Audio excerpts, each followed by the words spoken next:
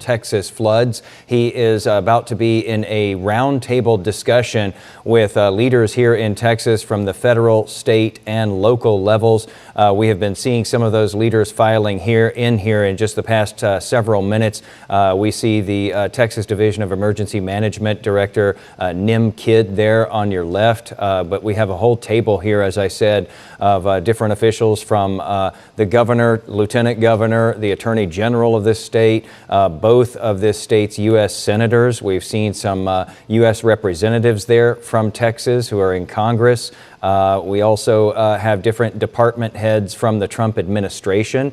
The president has been here since just after noon today in Texas. He arrived with First Lady Melania Trump and has been touring the damage. You can see the two of them getting off of Air Force One right there. They then went on to Kerrville, where the president has been doing an aerial tour of the damage that was left behind by the July 4th floods that continue to rage on downriver to the Austin area as well. And then he has spent some time on the ground with officials and first responders there. These events are always tricky. We see presidents arrive in times of great sorrow, great grief, to big tragedies like this, to comfort folks and to sort of, offer any, resources that the federal government has and to just uplift the communities. But it's tricky because there is an active search that's still underway. We have topped 120 who have been killed in these awful floods there in Central Texas, and we know many more than that are still unaccounted for. And so that desperate search, that vital search continues as we show you some of the video that we've gathered in recent days of these responders who have just been going down that river painstakingly, inch by inch, foot by foot, mile by mile, with so much still left to search so that they can bring closure to so many families right now who are still waiting for word. And so it is difficult when a dignitary arrives, especially when you see lots of dignitaries arriving, because obviously that has to be secured. They have to be secure, but they are out there in the middle of what is a very active scene that is still ongoing right now as far as the search goes. And so there are lots of difficulties with these kinds of visits.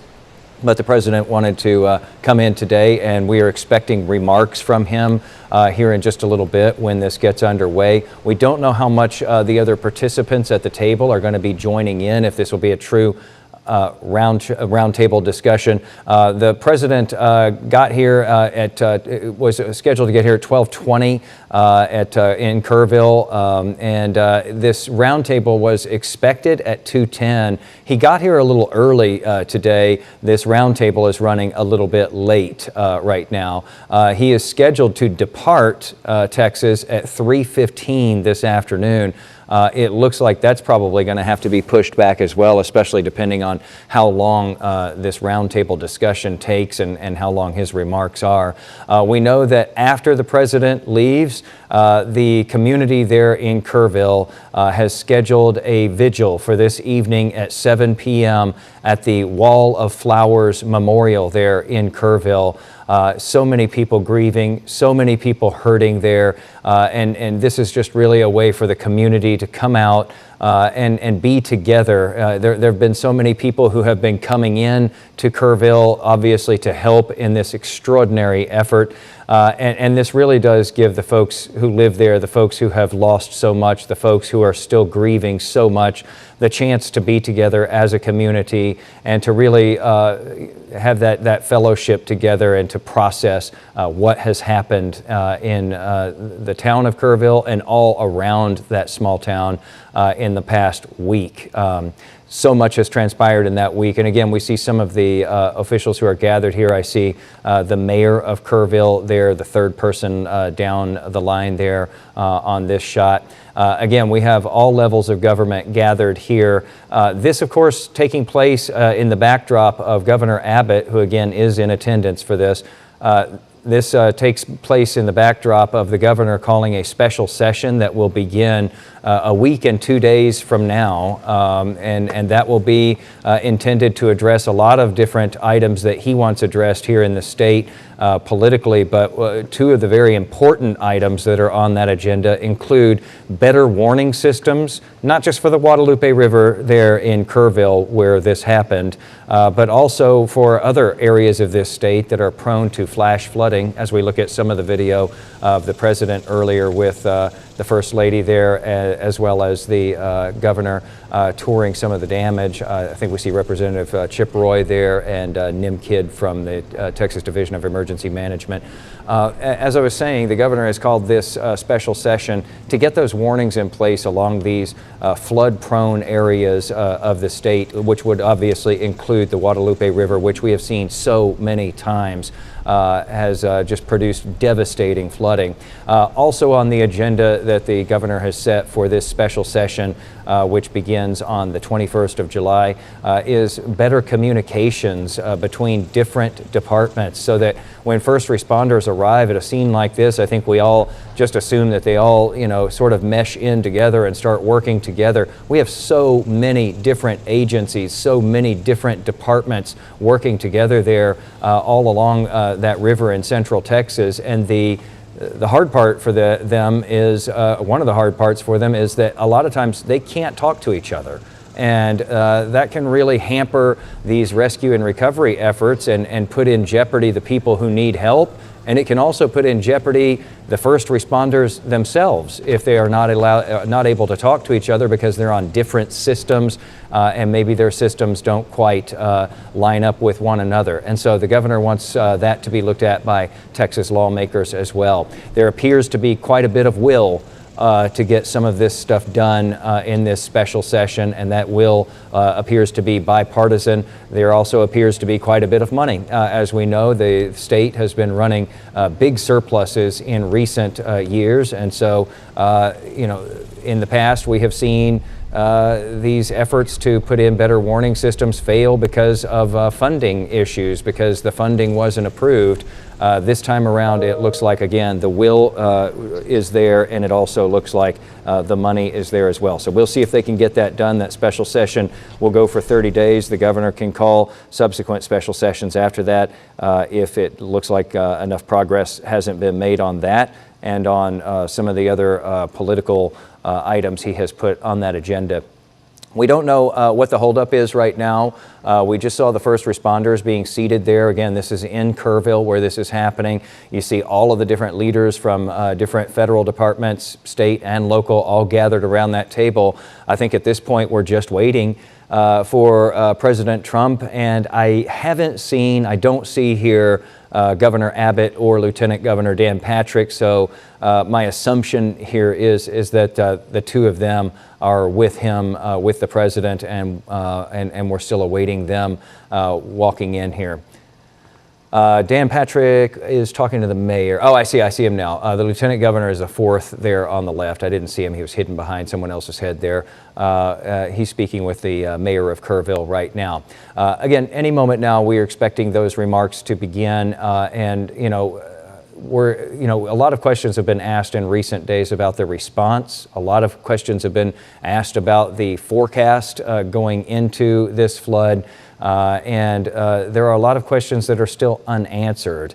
The state leaders, local leaders have been promising that we will eventually have the answers as to what went wrong here, because obviously things can be done better when you have more than 120 people who are killed in a flash flood and many more than that still missing. Obviously, things went wrong. There was a forecast. There were multiple forecasts that came out before that wall of water swept down the Guadalupe River, and those forecasts started increasing in urgency as we got closer to the actual flood. So there are many questions remaining to be answered. We don't know how many answers we're going to get in this availability that we're about to have here. We also don't know if we might get some new updated numbers on the number of dead and the number of missing. That is an active idea, though, that we may be able to get some new numbers there. The governor says, though, that this search effort will continue until every person has been accounted for. And that is a big promise because there is so much area to search out there. And these searches, just by their nature, are very difficult, especially when you make a pledge that you will find every single one of these people, and especially when you consider how many people are still missing. At any rate, there have been criticisms lobbed at local, state, and federal response here. In fact, new questions coming in about the FEMA response in the hours, the FEMA disaster response and search team response in the hours after the flooding or as the flooding was taking place. So those questions are fresh as well. Others have been calling for investigations at the state level and at the federal level into the failings that may have happened here, with the idea of not necessarily casting blame or pointing fingers, but to try to make things better the next time around, to make sure that we never see death tolls like what we've seen here in this extraordinary flash flooding event in Central Texas. Again, we have everybody gathered around these tables, and we do not know how long it's going to be before the president gets in here. We had kind of gotten the indication that this was about to be underway just by everybody taking their seats here, and then those first responders, I don't know if you saw, trickling in there just a few minutes ago so that they could take their seats. Looks like we have a little bit of activity, though, here in the front row of the audience here. Not a big crowd invited to this because obviously the security concerns when you have so many officials in one place at one time. I think I see the head of DPS there, the Department of Public Safety, seated at the table as well. We've seen the Agriculture Commissioner. We've seen the Homeland Security Cabinet member Kristi Noem here, the Secretary Kristi Noem, who obviously oversees FEMA as well. And again, that agency has been called into new criticism by some in the response after this. We are, at this point, I think we're going to return you to programming on WFAA TV. Again, we thought that this news conference was about to begin, this roundtable was about to begin, but there appears to be some holdup here. We will send you back to your regular programming here on WFAA TV, and we will be back as soon as this begins with the president and the governor meeting with this roundtable of officials who have gathered there in Kerrville.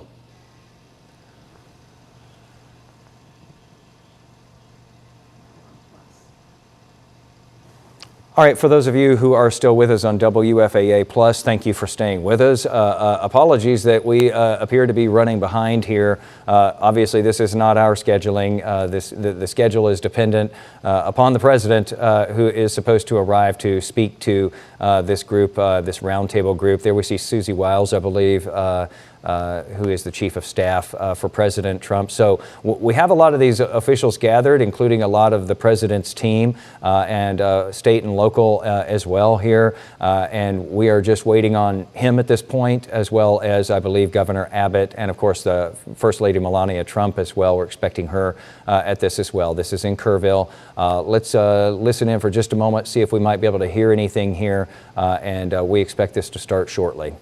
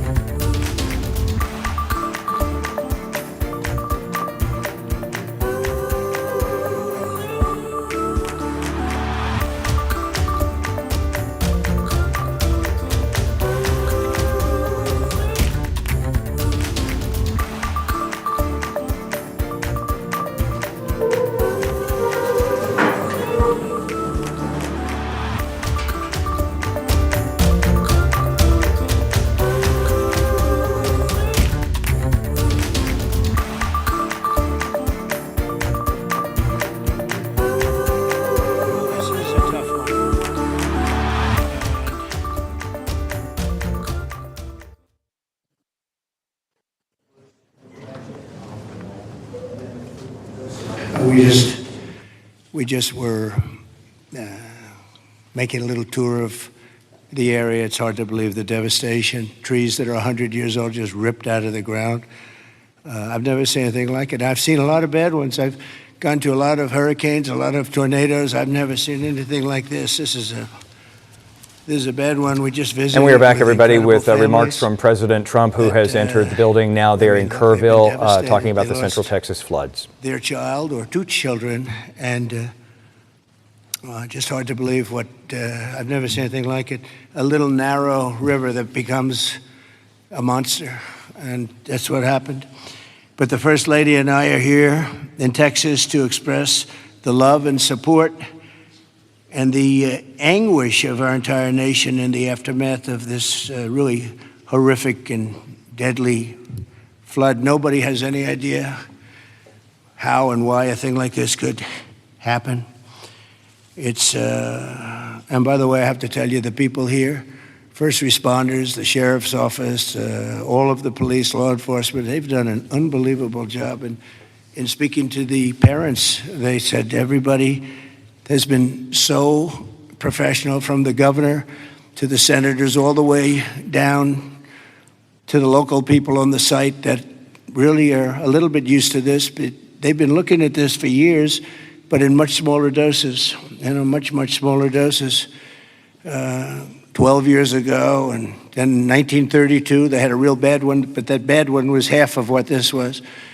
But I was speaking to some of the great people in the town, and they said, no, every year we get a little bit, but it was like a little bit of a flood, right? You were telling me, and it was just a flood. We got used to it. We had people, and we took care of it, and this year it was like, what's going on, right? So all across the country, Americans' hearts are shattered. I had to be here as president. First Lady wanted to be here. And, all the beautiful souls. And we're filled with grief and devastation. It's the loss of life. And unfortunately, they're still looking. They're still looking. There's a lot of missing children, possibly, mostly. We don't know. But they're still looking. And they'll find everybody, but it's not an easy thing. You would think it would be easy. It's very tough. I looked at what they're going through, what they have to do. But dozens and dozens of precious children taken from us with such, I looked at the pictures of almost all of them, and it's terrible. Following a torrential downpour, the worst that anyone's ever seen, Guadalupe River rose 26 feet in less than 45 minutes, and I've even heard it went well over 30 feet. There's one story that one person said it had to be 60 feet at one moment.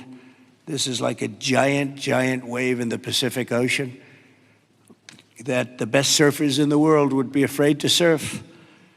And it unleashed a catastrophic flooding as most residents were asleep in their beds.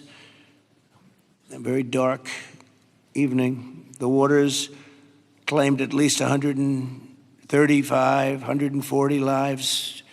They're getting that count, but the count that they don't have is how many are still missing. But a lot of lives, a lot of young angels. At the girls' Christian summer camp, known as Camp Mystic, a legendary camp, a camp that people would want to go to from all over the country. People, parents, they come and they would stay with their children. They'd stay in other cabins just to be with their children, but a legendary place.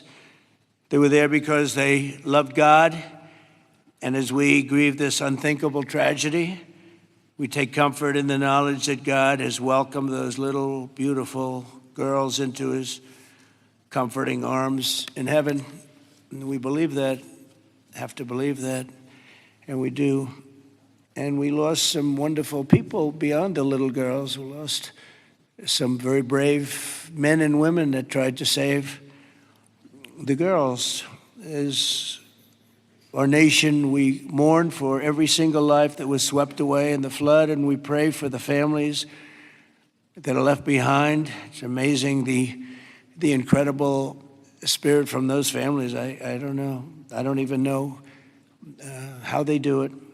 But moments ago, Melania and I spent a lot of time with them. That's why we're a little late. I think this was a good reason to be late, frankly. And we just gave our warmest condolences. But you say to yourself, you know, how do you give condolences? How do you do that to a young person that 3 days ago was here, 4 days ago was here and vibrant, and now is no longer here? The search for the missing continues. The people that are doing it are unbelievable people. That you couldn't get better people than this anywhere, Christy, right? Anywhere in the world, you couldn't get better people. And they're doing the job like I don't think anybody else could, frankly. And I want to thank them. I want to thank all of these great first responders who raced into very grave danger.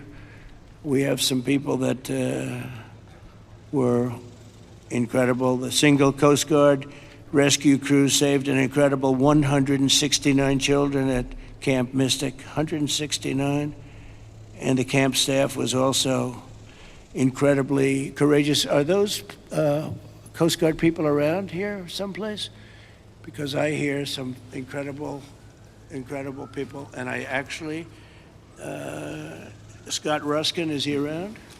Where's Scott? He's not here right now, sir, So- but he will be here later, and I will be okay. Will you let him presenting know? them with some, I'll let him And know. John Dunn, the owner of the Hunt store, was a flood.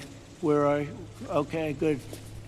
we spoke a little while ago, and it sort of, John was telling me some stories about that store, and it was just really amazing. Yes, Mr. President. First, let me correct. Was owner of the Hunt store from 2013 till April of last year, where I actually sold the store to Haley and BB Lehrman, who are excellent operators, and they're on the ground right now in Hunt, leading the effort there together with the fire department, the churches, the schools, what have you. Good. And they're doing a phenomenal job. Good job. My role in it is I had seller finance the deal, and you're going to bring it back? I'm absolutely going to bring it back. And the walls are up. The two walls are up, and you're going to. There's belief out there that it was a total loss. It's not. Gentleman by the name of Larry Graham put up some incredible walls in 1973, and he's a great engineer, and those walls are still standing. Save the walls. Save the walls. Okay. And the goal is, and I think we can get it done between Haley, BB, myself, and some outside help that we're going to be getting. I think we're going to get it reopened very quickly. Good. I think it's important to get it open quickly because once we do, the community can get back to a sense of normalcy. I think it'll be good for the community. I think it'll accelerate the recovery process. There's a lot that has to be done, but I'm impressed and very pleased with the resources that I think are going to become available through the conversations with Chip Roy, Governor Abbott's office, and others. Good. That we will get it done quickly. Yes, sir. Thanks, John. Good luck with it. Okay, I'm sure you will. The search for the missing is continuing, as you know, and today I especially want to thank all of these incredible people from the Coast Guard, and you'll give my regards in particular to some of the people we mentioned. Every American should be inspired by what's taken place during this short period of time. And I want to thank Governor Abbott. He's an amazing guy. We come very, very close politically and personally.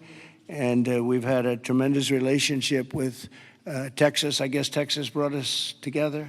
We were together fine, but now we're together a lot more. And I want to thank Cecilia, your great wife, who's been our friend for a long time. The job you do is really incredible in so many different ways, including with the border and every different way.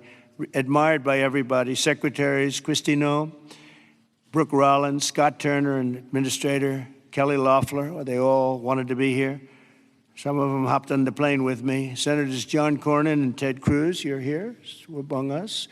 And thank you very much. Our great Lieutenant Governor, I see you sitting there. I don't know if they even have your name down, but when I'm here, your name is down, right? He's doing a good job, always did. Always did. Also, numerous members of Congress, including Chip Roy from the district. This is Chip's district. I had a lot of time last week we spent with Chip Roy getting that great, big, beautiful bill passed. And who would have thought, and he's not easy, but he's good. Where is he? Where's Chip? Who would have thought this was going to happen? And he called because we had a big ceremony set up, and he said, you know, we have a little bit of a flood here, and I think it's going to be a little bit, I better stay here. I better not come back and go to it. And he wanted to be there. He was a part of it, a big part of it. And then he called again, and he said, this is bad. And then it got really bad, far beyond your worst, wildest imagination, right? So thank you very much, Chip. I appreciate it. And Brian Babin also is, I don't know if Brian's here, but we do have, and I have to just give some of the names because it's very unusual. Nathaniel Moran, Dan Crenshaw, all of these people wanted to be here. Keith Self, Jake Elzey, August Pfluger, Craig Goldman, Ronnie Jackson. Where are you people? Are you here? You're all here? Where's Ronnie Jackson? Ronnie Jackson, what a person. Every one of these people is so incredible. Randy Weber, Pete Sessions, Tony Gonzalez. Well, we have everybody. Beth Van Dyne. Hi, Beth. Hi, Beth. Roger Williams. Brandon Gill. Hi, Roger. Brandon, you're here? Yes? Thanks, Brandon. Doing a good job, Brandon. Michael Cloud. John Carter. And Wesley Hunt. And we have others, but I'm not, we have to get on with it. But I did want to ask Lieutenant Governor Dan Patrick. He's been my friend from the beginning. He's been the chairman of all three of my campaigns. And All I know is we won by record amounts, so I guess you were a pretty good chairman, right, Dan? And his son is fantastic, too. But Attorney General Ken Paxton, Ken's around here someplace. Hi, Ken. Hi. And Director of the Texas Department of Public Safety, Freeman Martin. Freeman, thank you very much. You're doing an amazing job. Texas Chief of Emergency Management, Nim Kidd. Thank you. Thank you very much. Thank you for greeting us, too. Major General Thomas Seltzer of the Texas Military Department. Thomas, great job. Thank you. Really good job. And many other officials and government, everybody is here. You know, it's amazing. I do these things, and often you just don't have a turnout like this. Half of government is here, but my administration is doing everything in its power to help Texas, and I can tell you that and the governor will be the first to tell you that when the request was made for the emergency funds, Christie, I think we gave it within about 2 minutes, maybe less, and they had everything they needed, right, immediately. So we've deployed over 400 first responders and assisted or enabled more than 1,500 rescues. Amazing, 1,500. Customs and Border Protection and the U.S. Coast Guard have deployed numerous search and rescue crews, and they're all over the territory, and trauma teams. And beyond this area, you know, the governor was saying we've gone a little bit beyond this area. Oh, there's Dr. Phil. Look at Dr. Phil. You're looking good, Phil. This is a hell of a situation, isn't it, huh?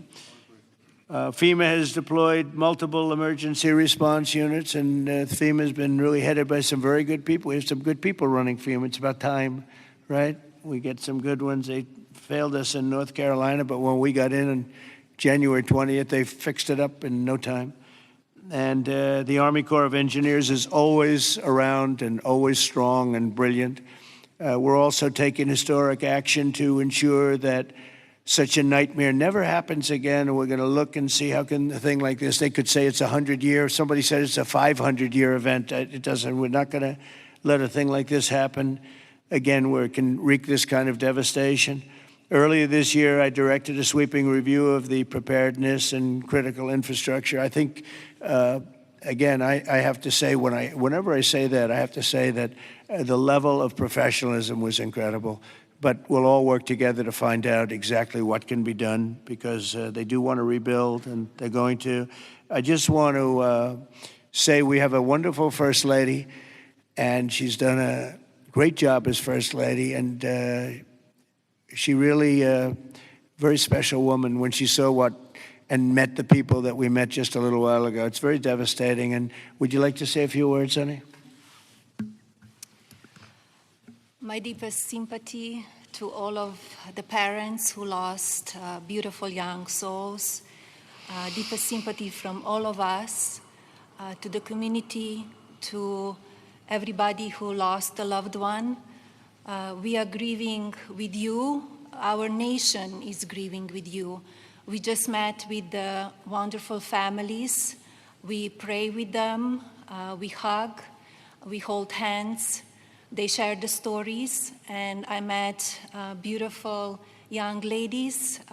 They gave me this special bracelet from the camp in honor of all of the little girls that they lost their lives.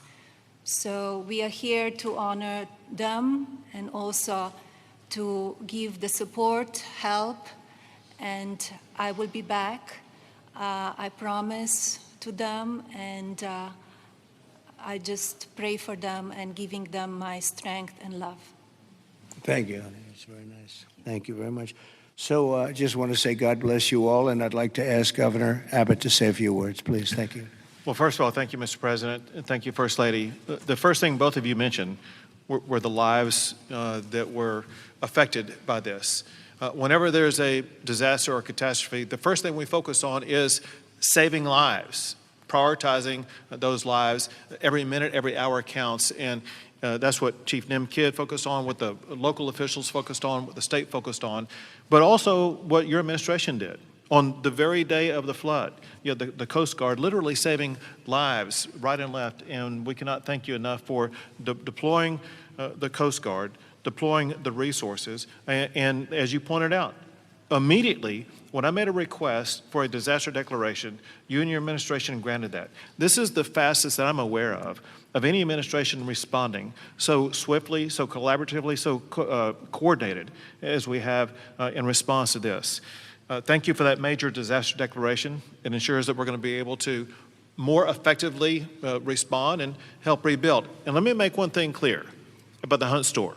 We will rebuild the Hunt store very quickly right here in Hunt, Texas. Thank you, Governor. Also, I too want to thank all the first responders, and we have many of our legislators over here. I want to thank them for stepping up and being here constantly, as well as state officials who join with us. And as we've said before, we remain committed. We're here for the long run. We will maintain our operations to search and find everybody that we can, as well as ensure that we're going to rebuild this community from Hunt to Camp Mystic to Kerrville down below. We are committed for the long run, not just to rebuild, but to rebuild in a better way. I have received a lot of detail, even from the president himself, about ways that we can do a better job in the rebuilding process, and we will put all of that to work. We have a special session beginning in 10 days when we're going to start working legislatively to make sure that we address every challenge that the people of this entire region, including the Central Texas region, make sure we help rebuild the families and communities of all of them. But we would not have been able to do that the way that we have had it not been for you, your commitment to Texas. I know you love Texas, and Texas loves you. We appreciate you showing up, and because of your swift and effective response, we're better positioned to deliver on all those commitments than ever before. Thank you, Governor. That's very nice. Thank you very much. Appreciate it. Christy, would you like to say something? Fantastic job you've done. Well, Mr. President, I just want to thank you for coming and being here today, and to our First Lady as well. Your heart is evident for the people of Texas, and by you coming here and spending the day and taking the time to spend so much time with the families, I've spoken with many of them over the last several days, and they're so grateful for you that not only are you here to come and walk alongside of them, but to spend time with them and to deploy resources to help support the governor and his team, I think has meant the world, not just to those that are making the decisions, but to all of those down to the ones who have lost their children and those who are still looking for their children. So that's the hardest part about the situation we have here today, sir, is that when you have a disaster like this, I believe this is an unprecedented event. I haven't heard in my knowledge, know of a flood that happened like this before. So, you know, in our experience, we know that it's at least a 1 in 1,000 year flood that hit this area in an unprecedented way. And emergencies and disasters are always locally executed. The state manages them, and then the federal government comes in and supports that. What we are doing here, sir, is empowering the state and the local officials to make the best decisions for their people, because they know their people, they know their community, and when they ask, then we come in and support them. So thank you for being a president who trusts people, who lets them use the responsibility that they have to make the best decisions for their families, for their communities, and we come in and we support them in that. So I can't thank you for helping us making such quick decisions, for Nim and his team, and the governor is absolutely fantastic. Every time I picked up the phone and was here, the lieutenant governor was available, the entire team, the Coast Guard and the Border Patrol were absolute amazing resources on the ground immediately, and we've had over 700 different FEMA employees and volunteers here as well that are engaged, and so all of your assets that you have as a federal government are deployed to help this community restore, but also to heal. I would just ask everybody in the room to remember to love on each other too, and to tell stories and memories, and that's how. The greatest fear when you lose someone in your life is that people will forget them. So tell the stories that you knew and write them down and remember them, because nobody wants their loved one that they don't have anymore to ever be forgotten. Thanks, So Christy. Appreciate it. Nim, would you say a few words, please? Thank Done you, a Mr. fantastic President. job working with Christy and everybody else. Thank you. Go Yes, ahead. sir. Thank you both for being here. Our hearts are broken. but they fuel the engine that drives this response for this community. These local first responders are the best in the nation. They put their lives on the line. Our volunteer firefighters that were out there putting their lives on the line, knowing that their homes were at risk. You have the best in the nation right here at the local level. Governor Abbott declared 21 Texas counties for this weather event under a state of disaster declaration. Your immediate declaration for individual assistance and public assistance will help us rebuild and recover. We've had over 2,200 state agency response personnel assisting our local government partners. But Mr. President, here's a staggering number. Over 12,300 volunteers have shown up here out of love to support this community. Just imagine, working 10 hours a day, 7 days into this event right now, that's over 861,000 hours of volunteer support right here. 19 other states have sent resources to us. Secretary Noem, thank you for the coordination and the effort on that. Your team has been phenomenal. We will continue the search nonstop. We will continue debris removal, and we will help this community rebuild. We're ready, sir. Thank you for a really great job you've done, and the coordination's been incredible with us and everybody else. Thank you very much. Yes. Dr. Phil, I see you sitting there, and this might be a time for you to give us some of your words of wisdom, if you would. Thank you. Well, thank you. I've talked to families and survivors, parents and grandparents, and the truth is we know psychologically that the number one stressor that we can experience in life is the loss of a child. And the worst situation that we can experience that is when it's sudden and when it's violent. That's the worst thing that can happen stress-wise in life. And you know, it's people say, well, you know, you get over it in time. You will. The truth is, you never get over it. You get through it. And one of the things Secretary Noem was just talking about, no truer words could be said, that it's cathartic to talk about this. And there's a collective consciousness in these communities down here. This is my country here. Texas is home for me. And, right.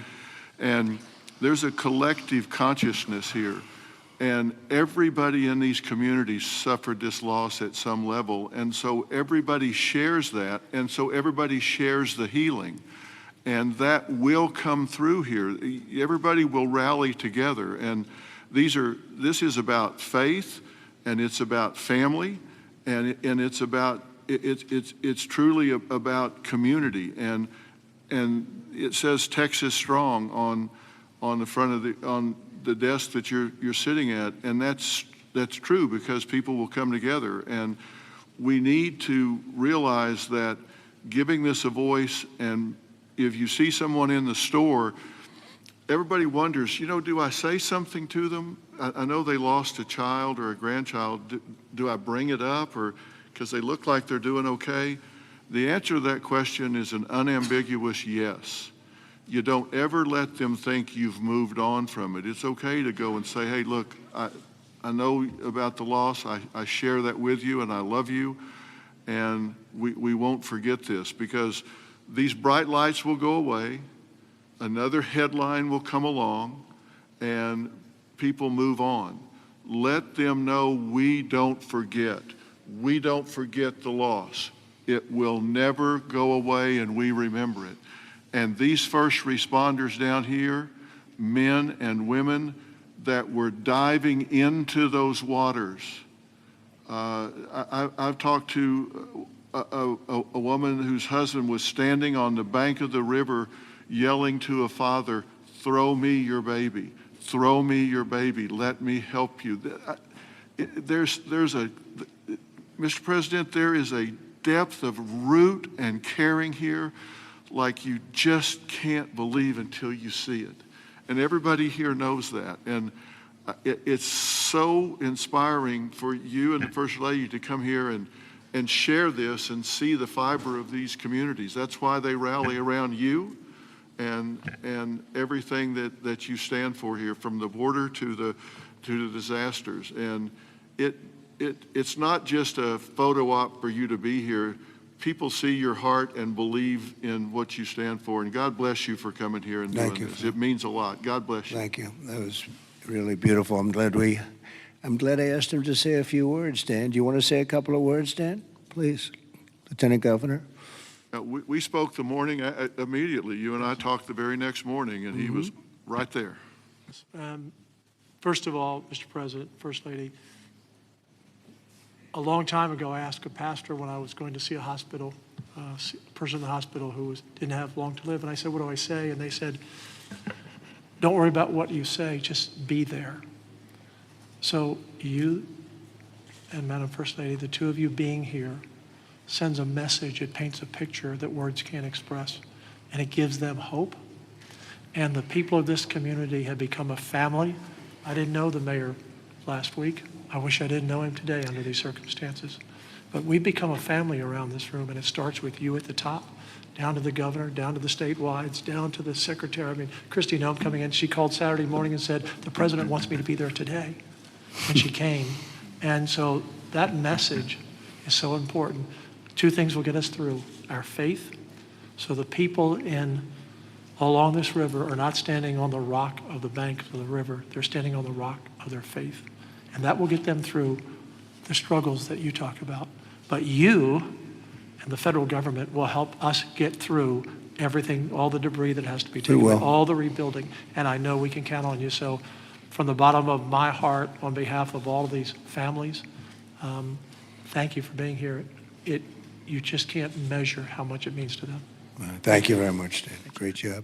Appreciate it. Do you want to take a couple of questions, Governor? Would you want to do that? Do you want to? Sure. Is the press going to be respectful of this event, this horrible event, this horrible tragedy? Please, yes. Go ahead, please. Marissa Atmas here with CBS News Texas. Several families we've heard from are obviously upset because they say that those warnings, those alerts didn't go out in time, and they also say that people could have been saved. What do you say to those families? Well, I think everyone did an incredible job under the circumstances. This was, I guess Christy said, a 1 in 500, 1 in 1,000 years. And I just have admiration for the job that everybody did. There's just admiration. The only bad person would ask a question like that, to be honest with you. I don't know who you are, but only a very evil person would ask a question like that. I think this has been heroism. This has been incredible, really, the job you've all done. It's easy to sit back and say, oh, what could have happened here or there, you know. Maybe we could have done something differently. This was a thing that has never happened before. And nobody's ever seen anything. I've never seen anything like this. I've gone to some real bad ones. I've never seen anything like this. So I admire you, and I consider you heroes and heroine. And I think you've done an amazing job. Brian, go ahead, please. Thank you, Mr. President. If I could ask you, who was the first person to contact you to notify you that this tragedy was unfolding? Probably Christy, but I was notified by a lot, and Chip called also. Chip was here for, he thought it was going to be a little flood. He was going to miss the signing for the big, beautiful bill. And he called to apologize. He said he's going to be delayed because of a little flood, and the little flood turned out to be the biggest flood anyone's ever seen. So Chip but Christy called right away. She was there. I looked the next morning. She was right there on the ball. So I just want to say, as a native Texan, I've received hundreds of messages. I told you that the other day, but I want to tell our representatives that are here in the crowd today, thank you for your response. This is Texas Strong. President Trump, this is America First policy in terms to responding to a tragedy like this. Thank you on behalf of Texas as well. Thank you very much. Well, that's a nice reporter. That's a nice question. That's a nice, but I like his statement even better. Thank you very much, Brian. That's very nice. Yeah, please, go ahead. Great to see you, President Trump. Thank you. Thank you, First Lady Melania, for being here. I'm born and raised in Texas, and there's not a person in our state who hasn't been impacted by this tragedy. But what's been so disheartening recently are these ghouls on the left, like Jasmine Crockett and the left-wing media, who want to point fingers and play partisan games and fundraise off of this crisis. And what I love about Texas is we come together in a crisis across party lines, ideological lines. So what is your message, and maybe Governor Abbott as well, to these folks on the left who are using this to gain partisan points in viral videos? Well, I'll start off by just saying, you know, They've lost their confidence. They've had a tremendous run of bad talent. I don't say bad luck, I say bad talent. And all they want to do is criticize. And I hope we can someday be bipartisan, but all they like to do is criticize. And this way, they're getting just absolutely clobbered because everyone sees what an incredible job the governor did. Everybody in this room, everybody at this table in particular, but everybody in this room did an incredible job. And the public knows it. You know, the public's wise to it. They have their soundbite. They send out a soundbite, and it's supposed to be, you're supposed to say that. And if you don't say that, they throw you out of the party. No, they've lost, honestly, they've lost their confidence. I see some of the people they're putting forward, and those people will only ruin our nation. Our nation, a year ago, was dead. And it was going down, but it was dead. And now we have the most successful nation anywhere in the world. You take a look.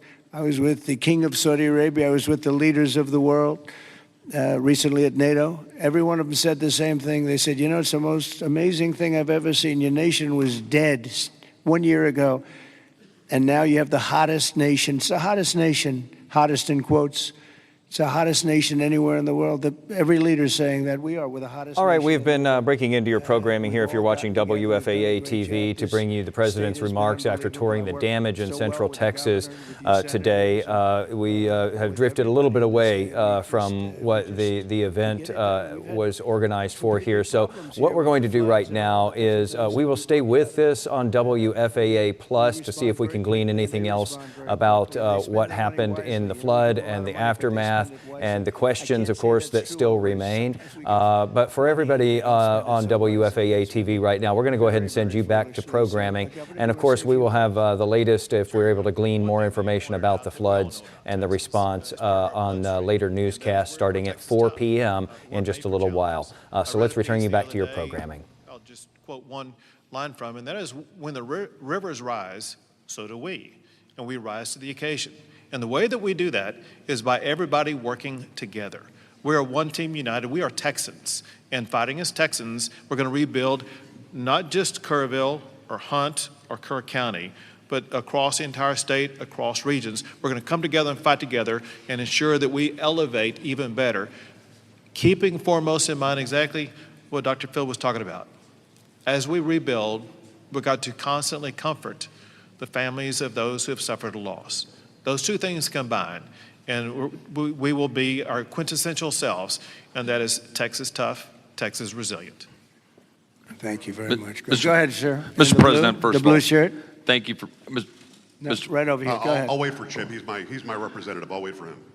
Mr. President, if I could just jump in and just say one thing, which is I can't thank you enough. When I called you on Friday, you said whatever you need. When I called the secretary's office, she called me within 15 minutes and said, whatever you need, and then she came here this weekend. I've never seen such a quick response and such a focus on delivering for the people. But importantly, I want to thank all of my colleagues in the House sitting right over there. Every single one of them called me personally. Every single one of them reached out to this team that the governor was just talking about, the team effort to deliver for the people of Texas. They're here now, not here to microphone. They're here just to be here because they believe in this state and they believe in what you're doing as the president and they believe in what the governor's doing. And importantly, this morning, I was at a press conference for the Community Foundation of the Hill Country, which has raised over $30 million from the great, people of this state and from around the country, and they sent checks out today of $5 million to people in this community to help them with cash for people, for small businesses, first responders, and all the people that need help to reunite. And the final point I'll just say, for all of the media clamoring to ask that ridiculous first question and try to point fingers, the governor said it best when he said that pointing fingers is for losers. This state is about looking forward, and we'll figure out how to make our systems the best they can be. But importantly, when you see 26 feet of water rising a foot per minute, don't go around pointing fingers. The people in this community rallied around to help people, and that's the enduring image. Those little girls from Camp Mystic who were singing hymns as they watched the damage as they left that camp coming out of there. And that's who the people of Texas are. And I thank you, Mr. President. Thank you very much. And, 2 words, unity and competence. If you were to ask me 2 words that I've seen here, one is unity. The unity has been unbelievable. And then the competence of the Coast Guard and some of the people within the Coast Guard that saved a lot of lives. They went out and they saved a lot of lives. But there were others other than the Coast Guard. But I would say competence and unity, the way everyone has just pulled together. It's rare that you see this. Mr. President. Again, I've been to so many, and I've seen bickering and fighting, and just it doesn't work the same way. This has been amazing. This is the biggest, because I've never seen one like this. Neither has anybody else, by the way. Yes, please. Hey, it's Yes. Joe Pags, Mr. President. It's been a while since we've seen each other. Obviously, the staffing was where it needed to be. In fact, it was heavier than it should have been because of the holiday weekend. Whatever they're saying in the left news isn't the truth. You're a developer, though. At 1 o'clock in the morning, the technology only goes as far as it goes. Kids don't have their phones. Phones are dead. People by the riverside don't have electricity. They're not going to get a phone alert that way. As a developer, going forward, knowing that everything was done lightning fast by Secretary Noem, by you, by the governor, and everybody else, you did everything right. What do we do next time, though, to make sure that people are alerted if they're dead asleep? Maybe an alarm system, maybe a siren system. You might know better than I. But what do we do going forward? Because we've got to make sure that people get the alert when it's time to get the alert. Thank you. Yeah, you'll probably have to do that. You'll probably come up with something very unique, because there is no system right now. There's been a thing like this has never happened that anybody knows. Certainly not to this extent, but I know the governor and everybody is working on it. They're meeting, and they'll figure something out. Go ahead, Governor. Yeah, so we begin a session in 10 days. We will address every single question that you just asked. You mentioned some of the ideas. There are many more. And we want to hear, most importantly, we have to devise a response that's right for this community.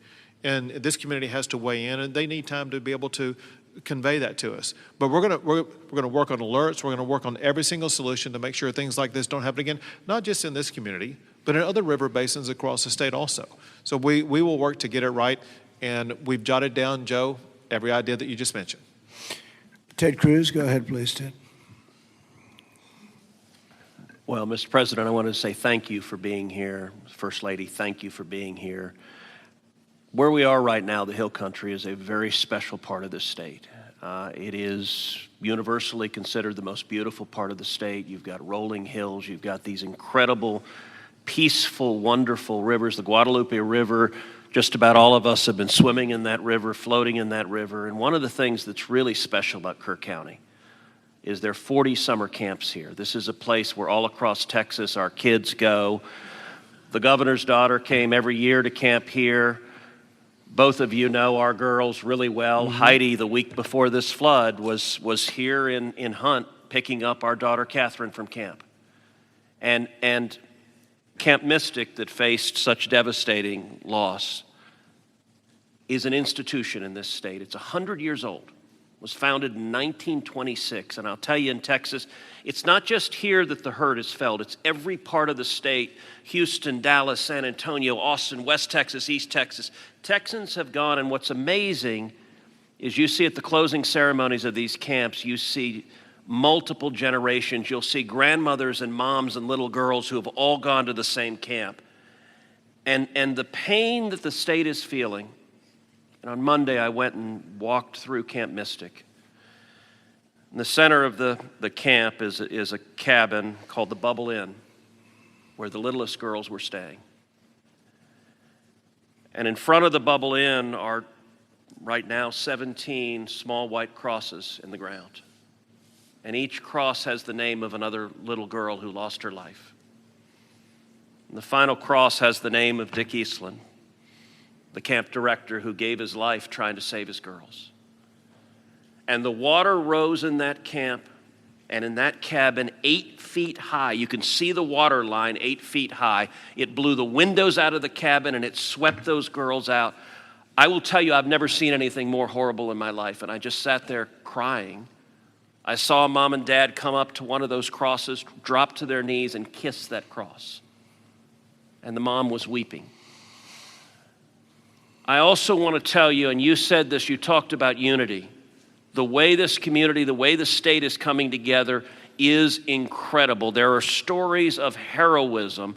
I met a mom and dad who had a 14-year-old boy at Camp La Junta, a boys' camp. Their 14-year-old son was awakened at 3 a.m. The water was rising. The counselor said, "Let's go save the little boys." And they went down to the 7, 8, 9-year-old boys and pulled them out of their camps through the crashing water. And this mom and dad were crying. Now their son survived. And I said, look, your son will always have this trauma. You will always have this trauma. But at the same time, your son will always know when he was 14 years old that there are little boys and one day there are men who are alive because he had the courage as a 14-year-old to risk his life to save them. And so we are grateful you're here. And I will say something Chip referenced is very true. There's a video of a school bus full of campers from Mystic after this crisis, riding past the devastation, and they are singing Christian hymns. And I promise you there's not a person here who can watch that video and not weep. Tears of sorrow, but also tears of joy. So we are grateful for the response, Governor, the first responders, everyone who's come together, and to all the moms and dads, just know we love you. The agony, my street at home, every house has a green ribbon around it for the girls at Mystic. And that's true in a lot of streets all throughout Texas. And we will come through this one way or the other. And I'll tell you, the Hunt store right now, the sign says Hunt store, except today it doesn't. It says Hunt Strong. They redid the sign. That's the spirit of who we are. Thank you, Ted, very Mr. much. President? Well, yes, please. I wanted to respond just to something that Joe Pag said and the governor. The Speaker and I announced yesterday that we will begin our hearings in 2 weeks, but in 3 weeks, we're going to have a hearing in this room so that the residents and the people in this area don't have to come to Austin. We're going to come to them, and we'll stay here as long as it takes to hear their stories and their needs and their wants. So we're going to be here in 3 weeks in this room Good, to hear Dan. from them. Very good. Well, I just want to thank everybody for coming together, and the word unity again, but I just want to thank you very much. And we'll be helping you from Washington, D.C., like no other president would do. Nobody else would do it. Nobody else would be even get back to you. You know, you're fully funded, as you know. And Christy, I would say they were fully funded within minutes of hearing about this. And, you know, the state of Texas, number one, they do it right, and they've done it right for a long time. And it's, you know, a very special place to me, I will tell you that. Politically, I don't want to say politics, but politically it's been a very special place to me. Our great Secretary of Agriculture, who you've done such a great job, Brooke Rollins, you come from Texas, and I just want to thank you. She even got the cost of eggs right down, you know. They hit me with that one, and she got them down so quickly nobody knew what. By Easter, everybody was having eggs at a lower price than they ever thought possible. But you've done a fantastic job. But it's just been it's been a very special state to me, and it's my honor. And we will continue to work together, and well, it's a bad situation, and you can never say, oh, it's going to be bigger, better, stronger. It's just so many lives have been lost. You can't say that, but we're going to make it. We're going to make it back.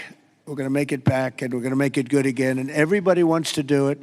And I just want to thank you, and I want to congratulate you. You guys have been unbelievable. Thank you for your words before. It was unbelievable. The job you've done, Kim, everybody, every single one of you. So you should be very proud, and we're very proud of you. Thank you all very much for doing such a good job. Thank you very much. Okay, we just heard from President Trump and a significant number of elected officials, both at the local level, the state level, and the federal level. The roundtable with first responders just wrapped up just now. I'm Chris Lawrence here in the WFAA studios. My colleague Jason is now getting ready for our 4 o'clock news. So I'll pick it up from here. You heard a lot there. You heard a lot about some of the stories that a lot of these elected officials have heard over the last 4 or 5 days now. Stories of survival, stories of loss. You also heard a lot of very pointed comments about how they feel the response has gone up to this point. Look, in a venue like that, you're not going to hear sort of dissenting opinions. There may be internal dissent among them, but that will be behind closed doors. You're not at a venue like that. you are going to see a united front in which everybody congratulates each other and praises the effort that each one of them has done to prepare for and to respond to this storm. One of the things that came out of that was you heard right at the tail end, Lieutenant Governor Dan Patrick, he mentioned this, the committee that is now preparing to meet. This is a new committee. I just want to get the name right. The Joint Committees on Disaster Preparedness and Flooding. This is at the state level. We know that the legislature is being called back into special session. They get started less than 2 weeks from today. And very shortly into that, just a couple days into that special session, they will convene the first meeting of this panel that will look at everything related to the storm, from early warning systems to relief funds to emergency preparedness, sort of a comprehensive committee. And then the Lieutenant Governor mentioned that 1 week later, they will actually have their second meeting there in Kerr County so that some of the local residents and officials can sort of weigh in and have their voices heard as they try to come up with some sort of legislation that may be to not only address the massive reconstruction effort that will be needed there in Kerr County and really across Central Texas as a whole, but also how to best prepare the communities there along the Guadalupe River, along other rivers in Texas as well, so that we don't see this level of loss of life again if we get a storm of that magnitude. So again, a comprehensive session. The first one will be there in Austin, where the legislature meets, and then a week later, they'll actually basically take the panel down to Kerr County and have a meeting there so that some of the local officials and some of the residents can actually weigh in as well.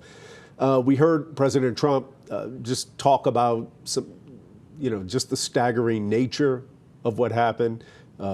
He talked about the wall of water that rushed through those communities, just completely destroying some of the infrastructure there, ripping people out of bed, ripping people from their homes. He obviously addressed the horrible situation there at Camp Mystic.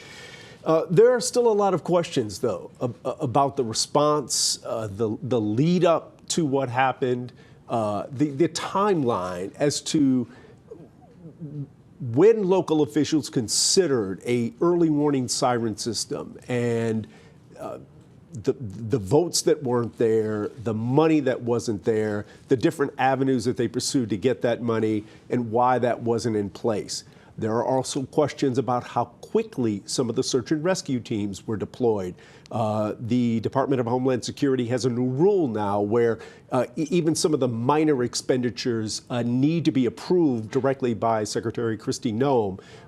And there's some reporting out there that some of those teams were delayed. Now, the administration is saying while the teams from DHS may have been delayed by 2 to 3 days, they did allocate assets from other parts of the federal government.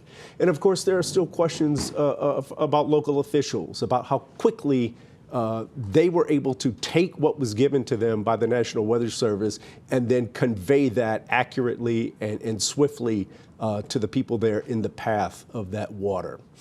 That's going to do it for us, but we will come back. The president will be making his way back to Air Force One very shortly, and we'll be back on the air as he departs Texas.